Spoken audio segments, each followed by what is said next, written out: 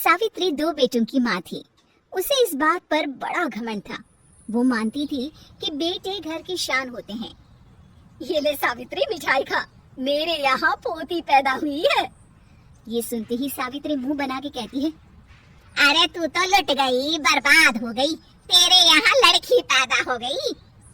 अरे तू ऐसा क्यों कह रही है? मैं तो बहुत खुश हूँ।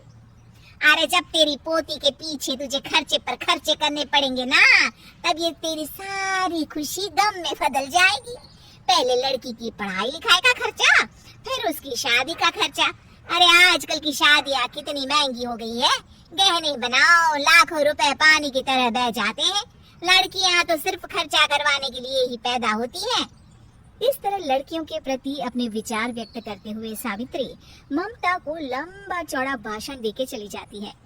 अब तो आप लोग इस कहानी में सावित्री देवी का पात्र अच्छी तरह समझ गए होंगे। कुछ समय बाद सावित्री की बड़ी बहू भी एक लड़की को जन्म देती है। फिर क्या था, सावित्री पूरा आसमान सर पर उठा लेती है। हे भगवान, ये तू मुझसे किस जन्म का बदला ले रहा है? अरे मैं तो मंदिर में रोज आकर तुझसे कहती तो थी कि मुझे एक पोता चाहिए, और तूने मुझे पोती दे दी। इतनी मिठाइयाँ और प्रसाद चढ़ाने का क्या फायदा हुआ? तभी सावित्री की बहू निशा कहती है, क्या माँ जी, आप भी इतनी सी बात पर नाराज हो गई हैं? देखिए तो आपकी पोती कितनी सुंदर है, बिल्कुल आप पर गई है। अरे चुप कर, तुझे 9 महीने इतने महंगे महंगे काजू बादाम फल फ्रूट खिलाने का फायदा क्या हुआ? मेरे तो सारे पैसे बर्बाद हो गए।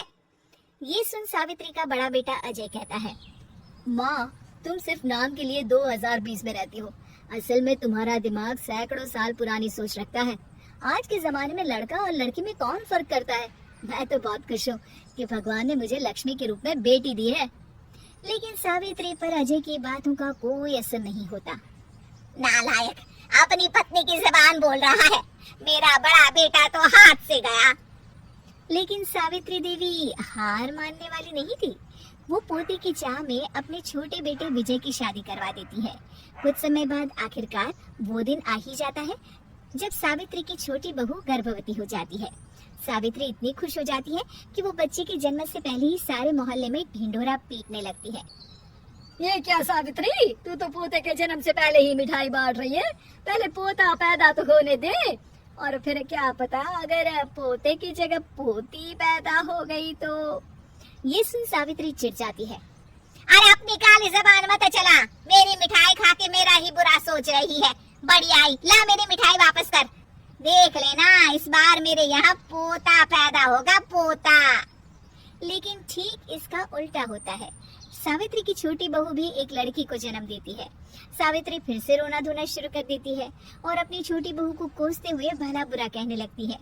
देखते ही देखते ये सावित्री की रोज की आदत हो जाती है। एक दिन उसकी इस आदत से परेशान होकर विजय अपने भाई अजय से कहता है, भैया, माँ खुद एक औरत होकर हमारी बेटियों को पसंद नहीं करती, उल्टा उन्हें रोज कोसती रहती है। मुझे माँ की यह आदत बिल्कुल पसंद नहीं आती। अरे तू ठीक कहता है, मैं भी अब माँ से तंग आ गया हूँ। अच्छा, तो अब तुम दोनों इस तरह पीठ पीछे मेरी बुराई भी करने लग गए हो? नहीं माँ, हम चाहते हैं कि घर में शांति बनी रहे। हमें हमारी बेटियाँ बहुत प्यारी है। मैं नहीं चाहता कि वे तुम्हारे ताने सुन सुन कर बड़ी हो, और इसीलिए हम दोनों ये घर छोड़कर चले जाएंगे। हाँ माँ, मैं भैया की बात से सहमत हूँ। जब तुम इस घर में अकेली रहोगी तब तुम्हें अपनों की कीमत का एहसास होगा। अपने दोनों बेटों के मुंह से अपनी माँ के लिए इतने कठोर शब्द सुन सावित्री भावुक और रुआंसी होकर कहती है, क्या सच में तुम दोनों मुझे इस घर में अकेली छोड़कर चले जाओगे? हाँ माँ। हाँ माँ, अब पानी सर के ऊपर जा चुका है। मैं तुम दोनों के बिना नहीं रह सकती। अपनी सास के आंसू देख अजय और विजय की पत्नी अपने पतियों से लड़ पड़ती है। अरे जिसे जाना है वो जाए, मैं माँ जी को छोड़कर कहीं नहीं जाने वाली।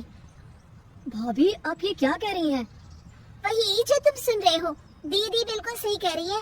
हम बेटियों के संस्कार हमें सिखाते हैं कि सास माँ समान नहीं बल्कि माँ ही होती है, और उस माँ की जिंदगी भर सेवा की जाती है। बेटे अपना फर्ज भूल सकते हैं, लेकिन बेटियां नहीं। आप दोनों शौक से जा सकते हैं। माँ जी, हम दोनों के रहते आपको किसी बात की फिक्र करने की जरूरत नहीं।